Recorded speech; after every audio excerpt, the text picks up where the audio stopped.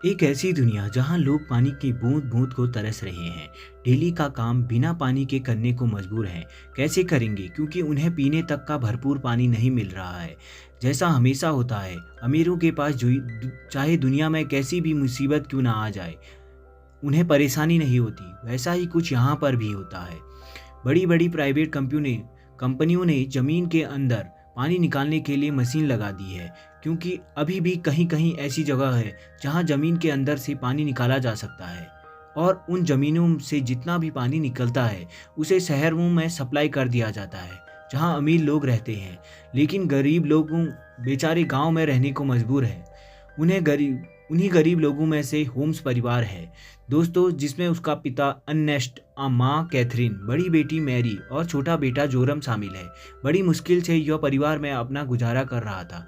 Ernest की काफ़ी बड़ी ज़मीन थी जिसमें उसके पिता खेती किया करते थे, लेकिन पानी की कमी होने की वजह से खेती नहीं कर पा रहे थे।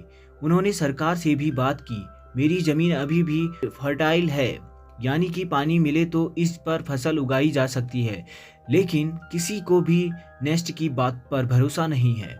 इसलिए नेस्ट खुद से ही ज़मीन खोद कर ट्राई करता है कि क्या पता उसकी किस्मत अच्छी हो, उसे पानी मिल जाए, जिससे उसका खेत फिर से हरा भरा हो जाए और वह फसल बेचकर पानी की कमी को भी अपने परिवार के लिए पूरा कर लेगा। दोस्तों, एक दिन की बात है कि नेस्ट ने खेत में जहां उसने पानी निकालने के लिए मशीन लगाई थी, वहां पर दो चोर आ जाते हैं जो उस मशीन को चुराने आए थे। नेस्ट तुरंत ही गन लेकर वहां पहुंचता है और चोरों को जैसे ही पता चलता है नेस्ट यहाँ पर आ चुका है, वो लोग बहाना करने लगते हैं कि हम बहुत दूर से आए हैं, थोड़ा पानी मिल जाता तो बड़ी मेहरबानी होती।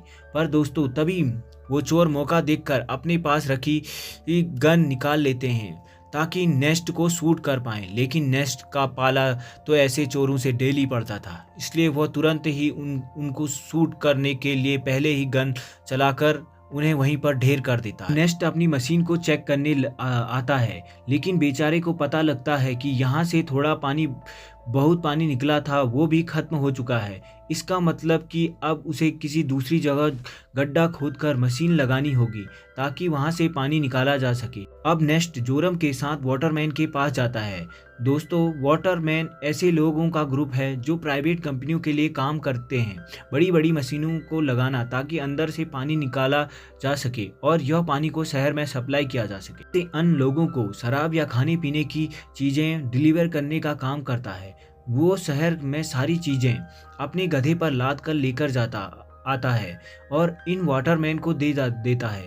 उन्हीं वाटरमैन में मैक्स नाम का एक आदमी भी शामिल है, जिसने नेस्ट की थोड़ी अच्छी पहचान थी। नेस्ट मैक्स से कहता है कि देखो भाई, तुमने यहाँ बड़ी मशीन लगाने का काम शुरू कर दिया है।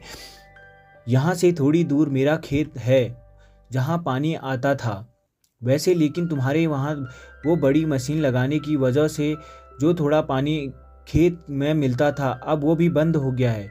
क्या तुम अपनी इन बड़ी मशीनों की लाइन दूसरी जगह नहीं लेकर जा सकते? मैक्स कहता है कि यह तो मेरा काम नहीं है, तुम्हें बात करनी है तो तुम हमारे बॉस से कर सकते हो।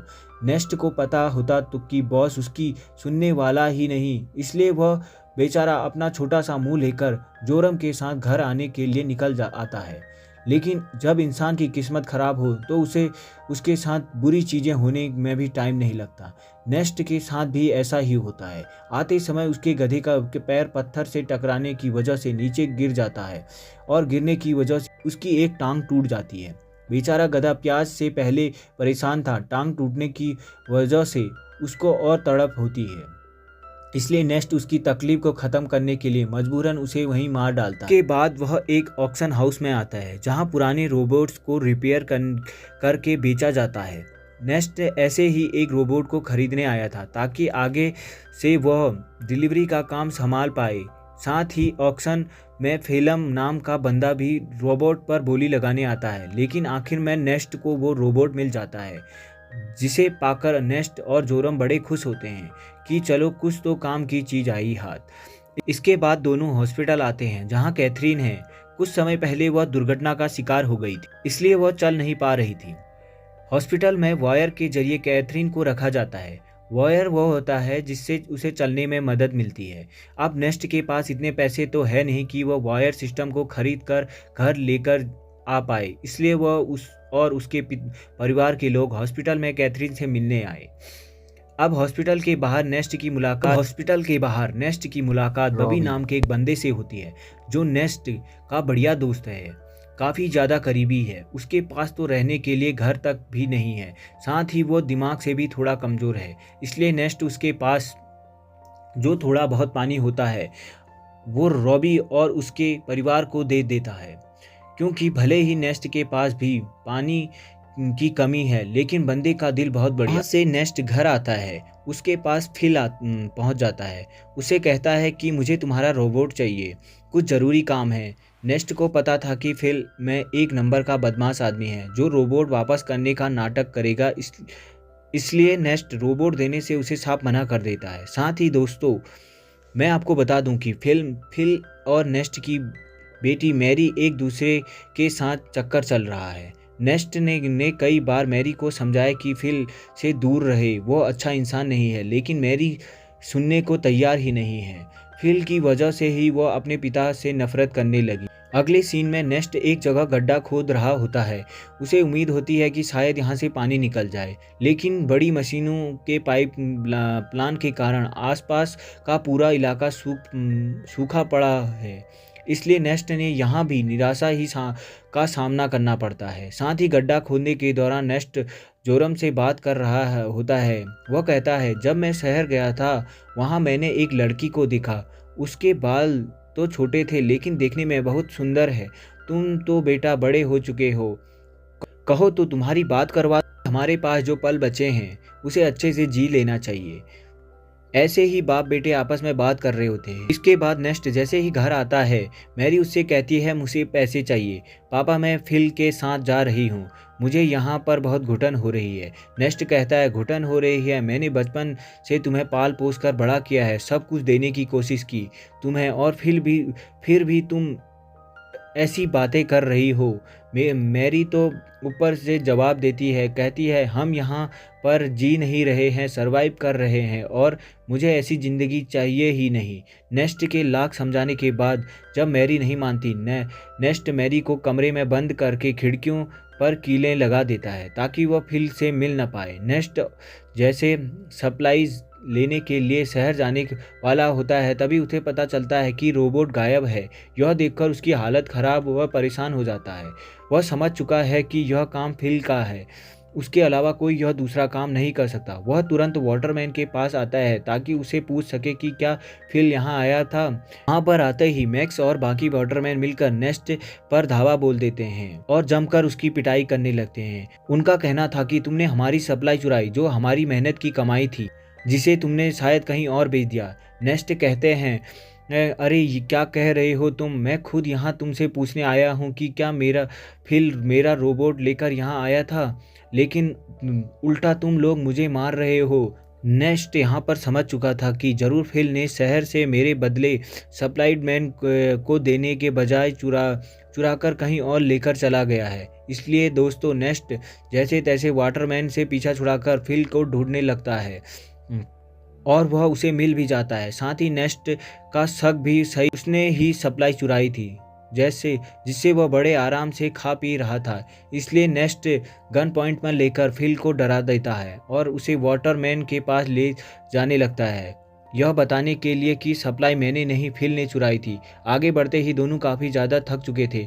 नेस्ट सबसे ज़्यादा थक चुका था और साथ ही उसका पानी भी खत्म हो चुका था। इसलिए दोनों फिल नेस्ट को बहकाने की कोशिश करता है कि मैंने सप्लाई को थोड़ी शराब पिलाई थी और थोड़ी बेची है, मेरी मानो तो बेची हुई शराब हम दोनों आधा आधा बांट कर पी लेते हैं। ज़्यादा से ज़्यादा वाटरमैन क्या करेंगे, मुझे मारेंगे ही ना, लेकिन अगर हमने पिया नहीं तो हम प्यास से ज़रूर मर जाएंगे। इस पर नेस्ट मान जाता है, लेकिन जैसे ही वह फिल की रस्सियां आज़ाद करता है, फिल उस पर हमला कर देता है। बेचारा नेस्ट पहले ही थका हुआ था और मार खाने की वजह से वह काफ़ी ज़्यादा खून बहने लगता है। इसके बाद फिल ज़बरदस्ती बाकी सारी शराब नेस्ट के मुंह में डाल देता है ताकि जब वाटरमैन उसे देखे तो यकीन हो जाए कि नेस्ट ने ही सारी सप्लाई चुराई थी और उसी ने सबकी शराब पी ली है। इतना ही नहीं दोस्तों, फिल ने नेस्ट को मार मार कर रोबोट के साथ ही रस्सी से उसको बांध देता है ताकि दुनिया को लगे कि रोबोट ने आउट ऑफ कंट्रोल होकर नेस्ट पर हमला कर दिया, जिससे उसकी जान चली गई। और होता भी ऐसा ही है, बेचारा नेस्ट मारा जाता है और सभी लोगों को लग रहा था कि रोबोट ने नेस्ट की जान ली है। अगले सीन में जोरम अपने पिता को खोजने के बाद बहुत उदास बैठा था। वो सारा गुस्सा रोबोट पर उतार देता है, उसे तोड़ने की कोशिश कर रहा होता है क्योंकि अभी तो उसने यह माना कि रोबोट ने ही उसके पिता की जान ली। लेकिन हम सब जानते हैं कि सच्चाई क्या है। तब वहाँ पर फेरम आकर जोरम से कहता है, रोबोट को तोड़कर क्या मिलेगा, यह आगे चलकर हमारे काम आएगा, इसलिए तोड़ो मत और तुम चिंता मत करो, मैं हूं ना, मैं तुम्हारे परिवार को संभाल लूंगा और तुम्हारे परिवार का अच्छे से ख्याल भी रखूंगा। अगले सीन में दिखाते हैं कि फिल मैक्स के पास आकर कहता है कि मुझे पानी की एक पाइपलाइन चाहिए ताकि उसकी मदद से मैं नेस्ट की ज़मीन पर खेती कर सकूं। मैक्स कहता है, मैं क्या तुम्हारा कोई नौकर हूं, जो तुम कहोगे मैं कर दूंगा। फिल कहता है, अच्छा तुम्हें मानना पड़ेगा दोस्त, यह चाकू तो तुम्हें याद है ना, उस दिन जब सब्लाइट पर हमला किया था तब ये चाकू नेस्ट ने तुमसे ले लिया। चाकू उसकी बॉडी के पास मिला जिसमें तुम्हारा नाम लिखा हुआ है। सभी जानते हैं कि मरने की एक रात पहले सप्लाईज लेकर तुम्हारी उसकी लड़ाई हुई थी। तो मैं क्या सोच रहा हूँ कि मैं जाकर सभी को तुम्हारी बात बता देता हूँ कि लड़ाई के दौरान मैक्स नेस्ट को नहीं मार पाया, लेकिन अगले ही दिन जब उसने मौका मिला तो उसने नेस्ट को मार दिया और आरोप डाल दिया रोबोट पर। यह सुनकर मैक्स घबरा जाता है और फिल की बात मानते हुए कंपनी से छुपकर एक सर्किट पाइपलाइन नेस्ट के खेत में चालू करवा देता है, जिससे दोस्तों खेत को पानी मिलना शुरू हो जाता है। तो डेली हल जोतता है, देखते देखते उसकी मेहनत रंग लाती है और खेती में चारों तरफ फसल लग जाती है, जिससे देखकर जोरम और बाकी सभी बड़े खुश होते हैं। साथ ही फिल और मैरी रिलेशनशिप में भी थे, जिस वजह से मैरी प्रेग्नेंट हो चुकी थी, इसलिए उन दोनों ने शादी कर ली थी। शादी के बाद फिल बड़ा खुश होता है, लेकिन अंदर ही अंदर उसे याद आ रहा था कि यह सब नेस्ट का था जो उसे मैंने छीन लिया। आज वो जिंदा होता तो ना ही मैरी से शादी होती और ना ही खेत उसे मिलता। नेस्ट के मरने के बाद फिल ने उसकी सारी चीज़ों पर कब्जा कर लिया। अगले सीन में बैंक से कुछ कर्मचारी आते हैं जो फिल के पैरों तले ज़मीन खिसका देने वाली बात बताते हैं। जिस ज़मीन पर तुम्हारी फसल हुई है उस ज़मीन को नेस्ट ने गिरवी रखा था और वह मर गया, इसलिए अब ये ज़मीन बैंक की होती है और उसमें जो भी फसल होगी वह भी बैंक के पास जाएगी। फिल कहता है, नहीं ऐसा नहीं हो सकता, ये बात तुमने पहले बतानी चाहिए थी। अगर तुम पहले बता देते मैं कोई और दूसरी ज़मीन देख लेता। लेकिन दोस्तों बैंक वाले नहीं मान रहे थे। वो कहते हैं कि एक हफ्ते के अंदर अगर पैसे नहीं मिले तो इस ज़मीन को तुम भूल जाना। इतना कहने के बाद वो वहाँ से चले जाते हैं। फिल तो परेशान हो चुका था, नेस्ट ने तो उसे बेवकूफ़ बना दिया था। भिखारी कहीं का, ज़मीन तक गिरवी रखी है, बताओ अब पैसों का बंदोबस्त कैसे कर पाऊंगा। अब फिल जोरम से कहकर रोबोट ले जाने लगता है। वो कहता है, मैं रोबोट को बेचने जा रहा हूँ ताकि इससे मिले पैसों से मैं बैंक वालों का उधार चुका पाऊँ। लेकिन फिल शरीफ आदमी नहीं था। वह रॉबी के पास आता है और वह उसे बहाने के साथ ले जाता है कि मेरे साथ चलो, तुम्हारे लिए पानी वगैरह का बंदोबस्त करता हूँ। इसलिए बेचारा रॉबी अपने बच्चों के लिए फिल के साथ चला जाता है। वह धोखे से बेचारे रॉबी के बच्चे को बेच देता है, जिससे मिले पैसों को वह बैंक वालों को दे देगा। अब उसकी खबर जैसे ही रॉबी को लगती है वह फिल से झगड़ा करने की कोशिश करता है, लेकिन जहाँ पर फिल ने बच्चे को बेचा था वहाँ झगड़ा वगैरह करने का रोल नहीं होता। बच्चा बिक गया था तो डील कभी नहीं टूटेगी, इसलिए वो बदमाश लोग रॉबी को शूट करके मार देते हैं। साथ ही वो फिल को भी शूट करने की कोशिश करते हैं, क्योंकि उन्हें लगा कि ये फिल रॉबी की परमिशन के साथ उसके बच्चे को बेच रहा है। इसलिए फिल जैसे तैसे अपनी जान बचाकर वहाँ से भाग ही जाता है। साथ ही वह रोबोट को वहीं छोड़, क्योंकि उसे जोरम को बताना है कि उसे यह पैसे बच्चे को बेचकर नहीं बल्कि रोबोट को बेच कर आए हैं। अगले सीन में बैंक को पैसा देने की वजह से ज़मीन फिर से फील की हो जाती है। वहीं रोबोट आगे बढ़ते हुए अपने ओरिजिनल ओनर के पास जाने के लिए निकल पड़ता है, क्योंकि जब वह बदमाश लोग फिल और रॉबी को शूट कर रहे थे, कुछ गोली रोबोट को भी लग गई थी, जिससे हुआ ऐसा कि रोबोट डिफ़ॉल्ट सेटिंग ऑन हो गए। इसलिए वह अपने ओरिजिनल ओनर के पास जा रहा है, जो कि शहर में रहता है और ओनर का नाम है केविन। वो जैसे ही उस रोबोट को देखता है तो बिल्कुल हैरान हो जाता है कि यह किसका रोबोट घूमकर वापस मेरे पास आ गया है। उस रोबोट पर दोस्तों नेस्ट का नाम लिखा था, इसलिए केविन रेडियो के जरिए नेस्ट से संपर्क करने की कोशिश करता है ताकि यह आगे आए और रोबोट को वापस लेकर जाए। जोरम तो जैसे ही रेडियो ऑन करता है तो बिल्कुल हैरान हो जाता है कि फिल ने कहा था कि उसने रोबोट को बेच दिया है। अब केविन बता रहा है कि रोबोट उसके पास है, इसलिए दोस्तों वह डिसाइड करता है कि वह केविन के पास जाएगा और रोबोट वापस लेके आएगा। अगले सीन में जोरम ने को रॉबी की पत्नी दिखाई देती है और रॉबी और उसके बच्चे के वापस ना आने पर सदमे में जा चुकी थी। एक गुड़िया लेकर रॉबी और उस अपने बच्चे के आने का इंतजार करती है। इसको देखकर जोरम को लगता है कि जरूर कुछ तो बात है जो फिल छुपा रहा है। जिसके बाद वह शहर के बॉर्डर पर आता है, लेकिन 18 साल से कम होने की वजह से गार्ड्स उस शहर में आने नहीं देते। तब वहाँ पर एक लड़की आती है जिसका नाम अना है। वो जोरम से कहती है, मेरे पास आ जाओ, मैं तुम्हें शहर भिजवा सकती हूँ, वो भी बहुत कम पैसों में। जोरम जैसे ही अना को देखता है वह बिल्कुल हक्का बक्का हो जाता है, क्योंकि वो हूबहू वैसी ही होती है जैसे नेस्ट ने उसे छोटे बालों वाली उस लड़की के बारे में बताया था। जोरम उससे फिर नेस्ट के बारे में पूछती है, लेकिन वह नहीं जानती किसी नेस्ट को। जोरम आगे कुछ नहीं पूछता। इसके बाद वह जोरम को शहर तक जाने वाली सामान की गाड़ी में छुपाकर बैठा देती है और उसकी मदद से जोरम शहर में पहुंच जाता है। अब शहर आने के बाद जोरम केविन से मिलता है तो उसे उसका रोबोट वापस कर देता है। रोबोट को जो गोलियां लगी थी केविन ने उसे भी रिपेयर कर दिया था, साथ ही उसने रोबोट की सेटिंग भी सही कर दी थी। जब जोरम जैसे ही रोबोट को ध्यान से देखता है तो उसे पता चलता है इसमें वो कैमरा लगा है जो कि लेज़र बीम की मदद से वीडियो रिकॉर्ड करता है। वीडियो साफ रिकॉर्ड नहीं होता है, लेकिन इतनी क्लियर ज़रूर होती है कि उसे देखा जा सकता है। तब उस वीडियो में जोरम ने नेस्ट के साथ बिताए हुए पल दिखाई देते हैं जिन्हें रोबोट ने रिकॉर्ड कर लिया था। उसी वीडियो में फिल नेस्ट को मार रहा था और रस्सी से बांधकर उसे रोबोट के साथ छोड़ देता है। इस चीज़ को देखकर जोरम को एकदम सदमा लगता है। उसे सच्चाई का पता चल चुका था कि उसके पिता को फिल ने मारा है और यह कोई एक्सीडेंट नहीं था। इसलिए वह रोबोट को लेकर वापस घर आ जाता है और आते ही फिल को यह नहीं बताता कि उसको सब कुछ पता चल गया है।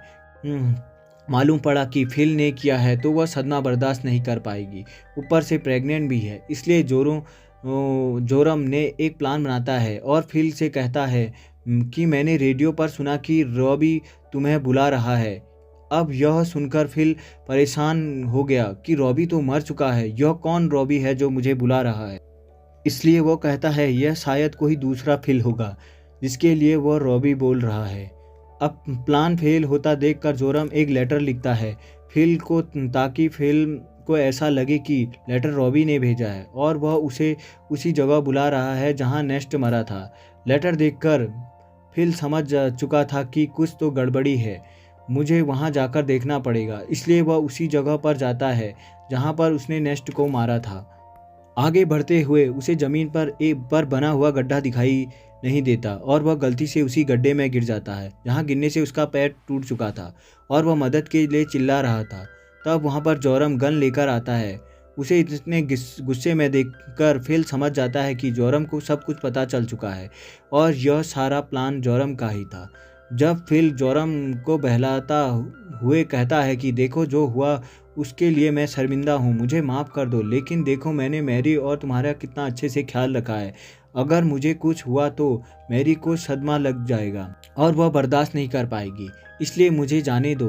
लेकिन जोरम उसकी एक नहीं सुनता और सीधे फिल को शूट करके मार डालता है। इसके बाद वह रोबोट की मेमोरी को भी इरेज कर देता है। वो नहीं चाहता था कि मैरी को यह सब कुछ पता चले। फिल के घर ना आने से मैरी बहुत परेशान होती है। जोरम कहता है कि वह अच्छा इंसान नहीं था, तुम्हें छोड़कर वह भाग गया होगा। यह सुनकर मैरी एकदम उदास हो जाती है और अपने दिल में से फिल के लिए प्यार खत्म कर देती है। उल्टा वह उससे नफरत करने लगती है। जोरम बड़ी ही शांति से अपना बदला ले लिया था। उसके बाद मैरी और जोरम घर चलाना शुरू कर देते हैं क्योंकि खेत उन्हें मिल चुका था। उन्हीं फसल को बेचकर वो पैसे जमा करेंगे ताकि अपनी माँ को हॉस्पिटल से घर लेकर आए। और इसी मिक्स्ड फीलिंग के साथ यह मूवी यहीं पर समाप्त होती है। अगर आपको मेरा एक्सप्लेनेशन अच्छा लगा हो तो वीडियो को लाइक कीजिए, चैनल को सब्सक्राइब कीजिए ताकि आने वाले वीडियो के लिए आप मेरे साथ जुड़ सकें। धन्यवाद।